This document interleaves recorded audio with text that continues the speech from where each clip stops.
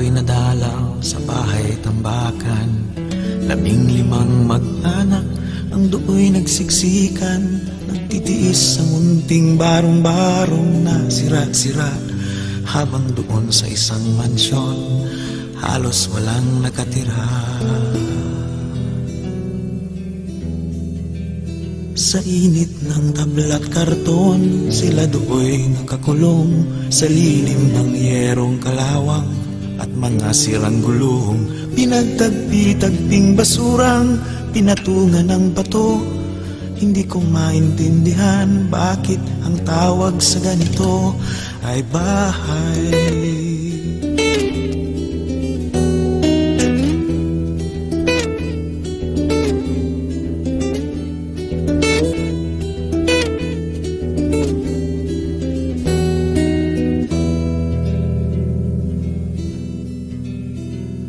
Sinulat ko ang nakita ng aking mga mata.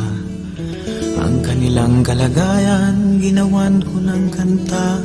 Iginuhit at isinalarawan ang naramdaman. At sinangguni ko sa mga taong marami ang alam.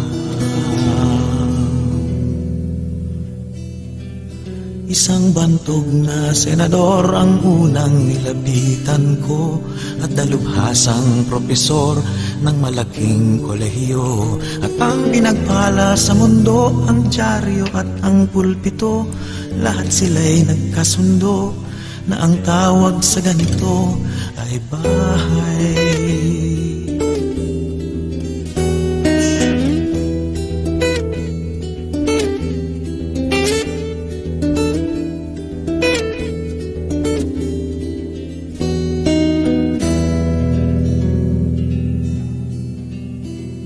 Maghapot magdamag silang kakayod kakahig, pagdakay tutukang nakaupo lang sa sahig. Sa papag na gutay-gutay, pipiliting hihimlay, di hamak na mainam pa ang pahingahan ng mayayamang patay.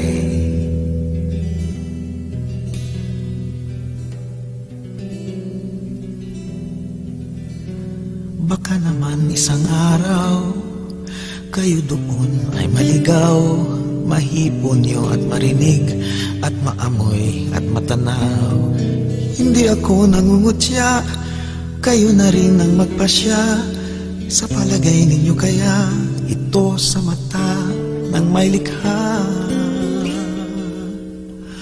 ay bahay.